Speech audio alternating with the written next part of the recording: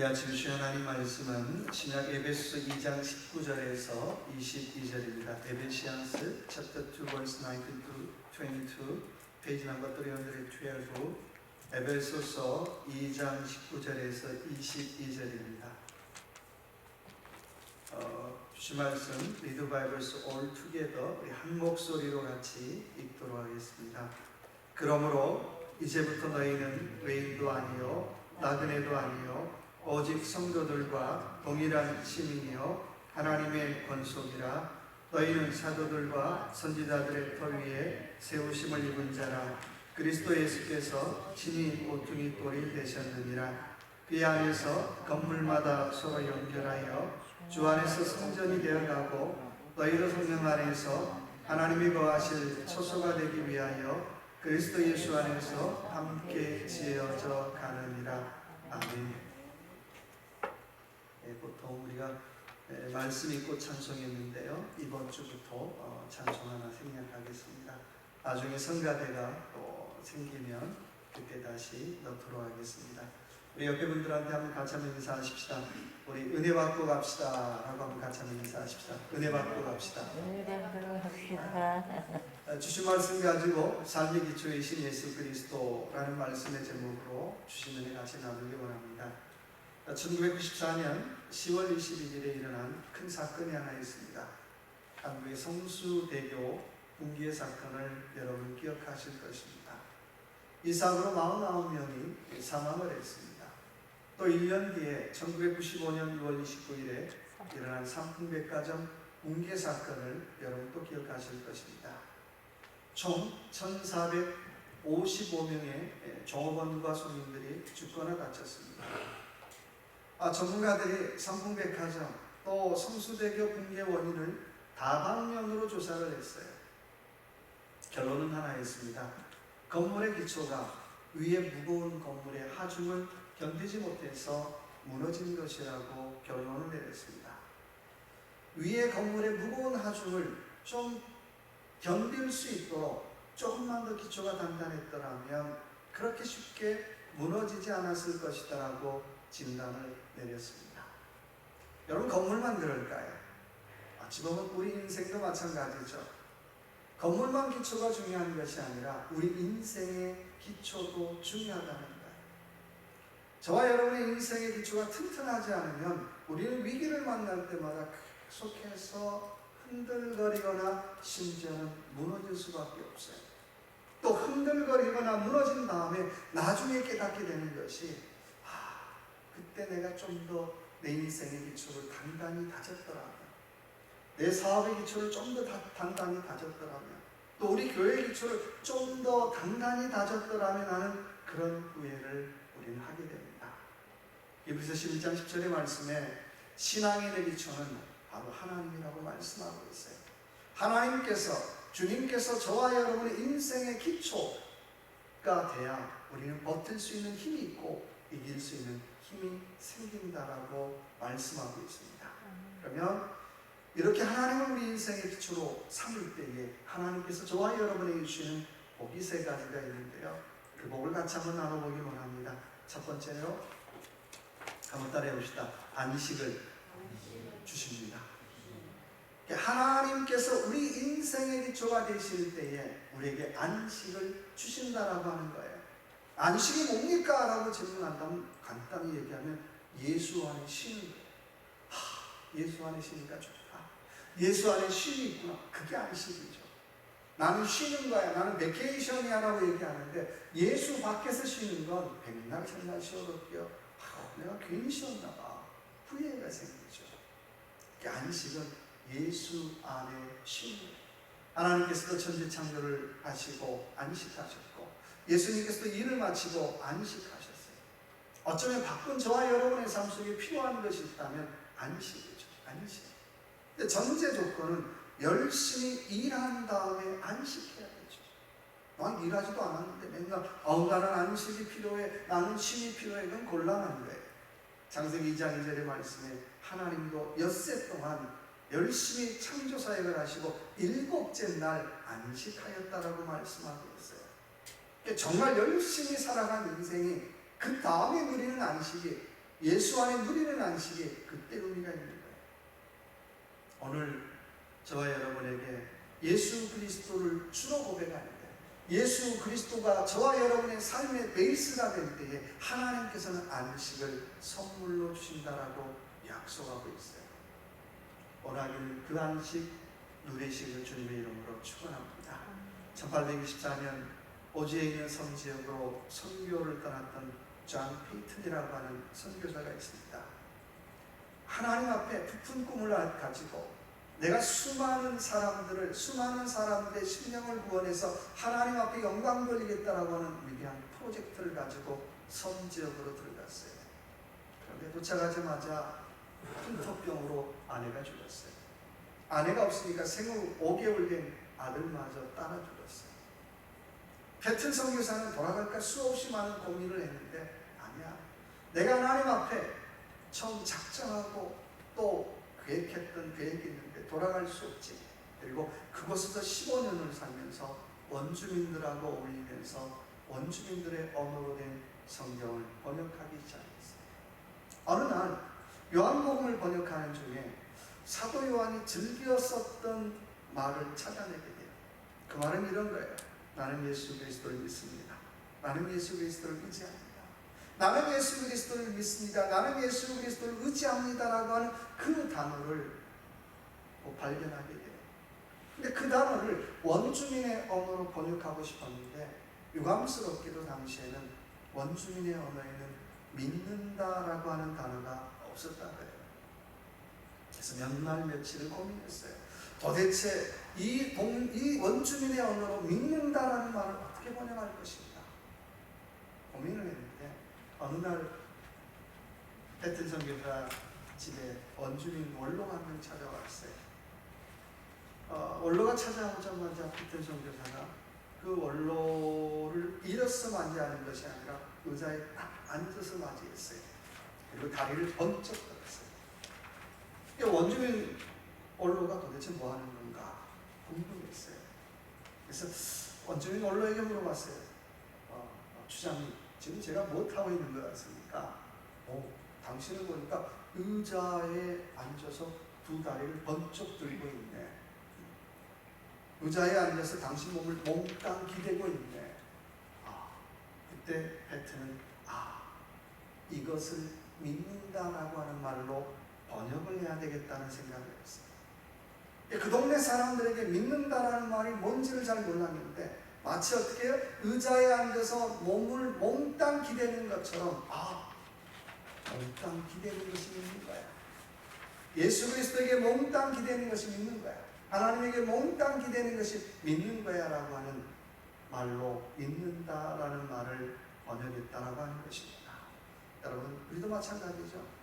믿음이 뭘까요? 라고 질문한다면 몽땅 기대고 있습니다. 몽땅. 마치 그 패튼이 의자에 앉아서 두 다리를 들어도 의자가 튼튼하니까 아무런 이상이 없었던 것처럼 오늘 저와 여러분의 삶 예수 그리스도에게 몽땅 기대고 살아가시느냐. 우리 가정, 사업장, 교회 몽땅 기대고 살아가십니까? 우리가 54번 교회로 이전하는 일 참 걱정이 많죠. 벌써 바깥에서 걱정을 많이 해요.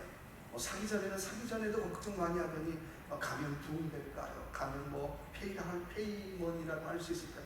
별 걱정을 다 해요. 근데 저도 솔직히 그런 걱정이 있죠. 그런데요, 정말 우리에게 필요한 것은 이런 걱정보다는 앞서서 예수 그리스도 앞에 몽땅 의지하는 믿음인 줄로 믿습니다. 몽땅 의지해 받느냐는 거예요. 걱정도 몽땅 의지해 본 다음에 해보자는 거예요. 근데 몽땅 의지해 보지 않고 벌써부터 어떻게 계산을 쫙 하고 벌써부터 어떻게 셈을 쫙 하고 있는 거예요. 유감스럽게 이건 믿음이 아니라는 거예요. 그 다음은 내가 잘 모르겠고 일단은 어떻게 해요? 몽땅 의지해 보자라고 하는 거예요. 우리가 하나님 앞에 몽땅 의지할 때에 하나님께서 저와 여러분에게 주시는 약속은 바로 안식을 선물로 주시겠다라고 약속하고 있더라는 것입니다. 사도행전 16장에 보니까 일부 과목의 간수가 바울에게 이렇게 질문합니다. 우리가 어떻게 하여야 구원을 얻을 수 있겠습니까? 라고 질문해요. 그때 바울 뭐라고 얘기합니까? 구원이 무엇입니까? 구원은 뭐예요? 예수 그리스도에게 몽땅 기댈 때 구원받는 거예요. 그거잖아요. 축복 어떻게 받을까요? 예수 그리스도에게 몽땅 의지할 때 받는 것이 축복이라고 하는 것입니다. 은혜 어떻게 받는 것입니까? 예수 그리스도에게 몽땅 기댈 때 받는 것이 은혜라고 하는 거예요. 우리는요, 신앙생활하면서 우리의 같이 신앙생활하는 다른 성도들이 은혜 받을 때마다 와, 부러워, 부러워. 언제까지 부러워하시겠어요? 왜 나는 은혜 받지 못합니까? 왜 나는 축복받지 못할까요? 그 얘기를 거꾸로 얘기하면 나는 몽땅 기댄 적이 있느냐는 거예요. 내 사업장 몽땅 하나님 앞에 기댄 적이 있느냐는 거예요. 내 가정 하나님 앞에 몽땅 기댄 적이 있느냐는 거예요. 우리 교회 하나님 앞에 몽땅 기댄 적이 있느냐는 거예요. 너무 많은 생각 때문에, 너무 많은 계산 때문에, 너무 많은 것들 때문에 몽땅 기대지 못했다라고 하는 것입니다. 그래서 기댈 때는요, 몽땅 기대라는 거예요. 의지할 때는 몽땅 의지하는 거예요. 그래서 바울은 갈라디아에서 이런 고백을 합니다. 내게서 예수 그리스도를 아는 지식이 가장 고상한 지식이다라고 고백하고 있어요. 전 국민의 고민을 상담해주는 세미나리 대통령 오은영 박사가 출연하는 일종 같은 내 새끼라고 하는 프로가 있습니다. 얼마 전에 10년째 엄마를 때리고 엄마만 만나면 욕하고 저주하는 중학교 1학년 학생이 나왔어요. 그 아이가 그렇게 엄마한테 욕을 하는 이유가 어릴 때부터 엄마한테 계속 맞았어요. 자란 상처 때문에, 맞고 자란 상처 때문에 그랬다는 거예요. 그 아이가 엄마한테 독소를 내는데 엄마는 행복해서는 안 돼. 내가 엄마를 행복하게 놔두지 않을 거야. 말끝마다 저주해. 근데 그냥 그러는 것이 아니라 어릴 때부터 계속 엄마한테 맞고 자란 아이였어요. 말만 하면 엄마한테 욕이나 독소를 내뱉어요. 심지어는 엄마를 때리기까지 해요. 중학교 1학년이에요. 제가 그런 그 아이 보면서 저 아이가 세상으로 살아도 될까? 저 아이가 변할까? 근데요, 그곳에 있는 게스트도 말은 하지 않았지만 똑같은 마음으로 정말 될까? 저런 아이도 고쳐질까? 저런 아이도 변할 수 있을까? 다 그런 의심의 눈동자로 쳐다봤어요. 그때마다 오은영 박사님이 그런 얘기를 했어요. 저를 믿고 같이 노력해 보십시다. 저를 믿고 같이 노력해 보십시다. 힘들지만 제가 하라는 대로 한번 해보십시오. 처음에는 정말 저 아이가 달라질까 했는데 오은영 박사님이 시키는 대로 하나씩 했더니 그 아이가 달라지고 변화되기 시작했다라고 합니다. 변화는 몽땅 의지하는 것이 필요해요. 변화는 몽땅 믿는 것이 필요해요. 내가 몽땅 의지하지 않고 몽땅 기대지 않으면 변화되기 어렵다라고 하는 것입니다. 베드로전서 5장 7절의 말씀에 너희 염려를 몽땅 주께다 맡기라. 몽땅은 제가 하는데 이는 그가 너희를 돌보시리라라고 말씀하고 있어요. 원하기는 저와 여러분에게 닥친 인생의 문제들, 어려움들 몽땅 다 주님 앞에 맡길 수 있는 저와 여러분의 삶이 되시길 주님의 이름으로 축원합니다. 두 번째는 주님을 우리의 삶의 기초로 삼는 사람은 두 번째는 그리스도의 약속을 선물로 주십니다. 흔들리지 않는, 뭘요? 흔들리지 않는 그리스도의 약속을 선물로 주시더라는 거예요. 우리는 살면서 수없이 많은 약속들을 하죠. 근데 그 약속들 중에 얼마나 지켜지던가요? 깨질 때 많고요. 오늘 다르고 내일 달라요. 내가 해준다 그랬는데 내일 어떻게, 못 해줘. 그래서 심지어는 약속이 왜 약속입니까? 라고 하는 질문에 깨지니까 약속이지 라고 대답하는 분도 계세요. 그러나 주님의 약속은 영원하죠. 흔들리지 않더라고 하는 것입니다. 옛날 영국에서는 매년 새해가 되면 하나님 말씀이 담아있는 말씀통을 준비를 해요. 그리고 한 10대 구절 정도 말씀을 그 말씀통에 넣어놔요. 그리고 한 해를 살면서 힘들 때마다 말씀을 한 구절씩 재뽑기를 해요. 모든 염려를 주님 앞에 맡기라. 이 어려운 것 내가 주님 앞에 맡겨야지. 두려워하지 말고 담대하라. 내가 두려워하지 말고 담대해야지. 그 말씀통에 있는 말씀을 뽑으면서 한 해 동안 삶에서 당하는 어려움들을 하나씩 이겨내는 그런 전통이 있었다는 거예요. 어쩌면 오늘 저와 여러분에게 이런 전통 필요하지 않을까요? 정말 어려울 때 누구 찾아가나요? 어려울 때 무엇 의지하나요? 내가 어려울 때 의지할 데가 없으면 자꾸 어떻게요? 지 앞길도 모르는 점쟁이한테 가서 자꾸 물어보는 거 어떻게 하면 될까요? 뭘 어떻게 하면 돼요? 답이 그게 아니잖아요. 우리 가정에 2022년 우리 가정에 주신 말씀이 내가 그리스도를 본받는 것 같이 너희는 나를 본받은 자 되라고 하는 말씀이에요. 바울은 내가 그리스도를 본받은 자 되는 것 같이 그것 본받으라는 거예요. 한마디로 얘기하면 좀 사람 보고 살지 말라는 거예요. 사람 보고 신앙생활 하지 말고 주님 보고 신앙생활하는 말씀이겠죠. 여러분 인생을 살면서요 너무 사람 보고 살지 마세요. 저를 보지도 마시고요. 사람 보면 자꾸 시험 들고 자꾸 실망해요. 아무리 대단한 사람이라도 가까이 가면 내가 이런 인간을 존경했나? 내가 이런 사람을 좋아했나? 내가 이런 사람을 정말 닮기를 소망했나? 그런 느낌 들 때 참 많아요. 그러나 우리가 주님을 바라보면 흔들리지 않는다라고 말씀하고 있어요. 오늘 저와 여러분에게 올 한 해 주신 말씀들이 있잖아요. 그것 붙잡고 흔들리지 말고 나아가자라고 하는 것입니다. 세상은 자꾸 우리를 흔들어요. 근데 누가 뭐라고 해도 우리에게 주신 약속, 하나님의 약속, 그 약속 말씀 내가 붙잡고 한번 나아가 보자는 거예요. 나는 다른 건 모르겠고 두려워하지 말라니까 두려워하지 말는 거예요. 연막기되니까 맡기고 나아가 보자는 거예요.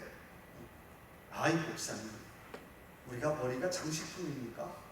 세상을 살면서 그런 계산을 해야지. 그걸 왜 못하는 거 아니잖아요. 계산 이전에 좀 믿어보자는 거예요. 계산 이전에 다 계산하고 나는 믿습니다. 저는 그 믿음이라고 생각하지 않아요. 그럼 교회 왜 나와요? 신앙생활 왜 해요? 자기 머리를 믿지요.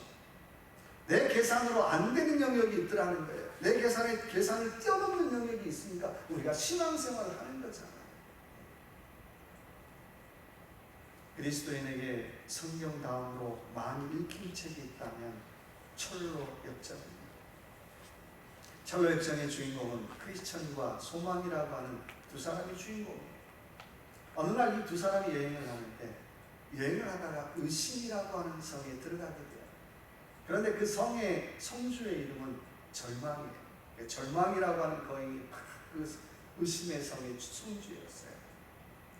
이 절망이라고 하는 이 성주가 이 크리스천과 소망을 붙잡았어요. 그리고 아침마다 곤장을 때려요. 너에게 소망은 없어. 너에게 절망뿐이야. 너희 스스로 목숨을 걸어. 그렇지 않으면 매일 아침 이런 고통이 더해질 것이다 라고 매일같이 때렸어요. 그래도 크리스천과 소망을 끝까지 참아냈어요. 그래서 또 하루는 이 크리스천과 소망을 데리고 이 절망의 성 뒤뜰로 데려갔어요. 그 뒤뜰에 갔더니 수많은 해골들이 있었어요. 이것들이 뭔지 아니?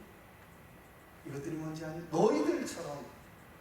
너희들처럼 소망을 찾아 순례했던 사람들도 결국 이렇게 되었어. 너희 소망을 품으면 안 돼. 너희는 절망스러워야 돼. 그리고 또 때리기 시작했어. 크리스천과 소망은 그날 밤에 정말 너무나 낙심이 됐어요. 근데 낙심 중에 한밤중에 일어나서 크리스천과 소망은 기도하기 시작했습니다. 우리가 도대체 왜 낙심하고 있을까? 내 이름이 소망입니다. 우리가 크리스천인데 왜 낙심하고 있을까? 아침까지 기도를 했어요. 아침까지 기도하다가 힘을 얻은 크리스천이 아침에 외치기 시작했어요. 우리에게는 약속이라는 열쇠가 있는데 왜 우리가 이렇게 살 필요가 있을까? 우리에게는 하나님의 약속이라고 하는 열쇠가 있는데 우리는 왜 이렇게 살 필요가 있을까? 그리고 약속이라고 하는 열쇠를 꺼내어서 의심이라고 하는 성문에 꽂기 시작했어요. 그래서 닫혔던 그 성문들이 다 열리기 시작했어요. 그리고 그 성을 빠져나올 수가 있었어요. 그 모습을 보고 있던 절망이라고 하는 거인이 그들을 추격하려고 했지만 발작이 일어나서 도저히 움직일 수가 없었습니다. 여러분, 하나님은 하나님의 백성들에게 친히 약속하셨어요. 그 약속을 깨지 않더라고 하는 거예요. 이것을 읽고 깨달은 에드워드 모트 목사님이 지은 찬송이 바로 그 유명한 이 몸의 소망 무엔가라는 찬송입니다. 이 몸의 소망 무엔가 우리 주 예수뿐일세 우리 주 예수밖에는 믿으리 아주 없도다. 굳건한 반석이시니 그 위에 내가 서리라 그 위에 내가 서리라. 어디에 선다고요? 굳건한 반석에 설 때 우리의 인생이, 우리의 삶이, 우리의 사업장이 설 수 있다고 하는 거예요. 다른 건 아니라는 거예요. 여러분, 성경에 나오는 위대한 믿음의 사람들이 붙잡은 건 무엇일까요? 도대체 그 사람들이 믿음의 거인이 될 수 있었던 열쇠가 뭘까요? 다른 거 아니잖아요. 하나님의 약속의 말씀, 그것 붙잡고 살아왔더라는 거예요. 창세기 22장 17절 아브라함에게 주신 약속의 말씀입니다. 내가 반드시 너를 축복하고 축복합니다. 옛날 성경에 보니까 내가 반드시 너를 복주고 복주리라. 난 다른 건 모르겠는데 하나님, 내가 그 말씀 붙잡고 살았더니 하나님께서 축복하셨다는 거예요. 창세기 18장 15절 야곱에게 주신 약속의 말씀입니다. 내가 어디로 가든지 너를 지켜줄 것이다. 참 사나운 힘든 인생을 살았던 야곱이 그의 인생 어디로 가든지 간에 위협, 어려움 중에도 하나님 나를 지키실 거야.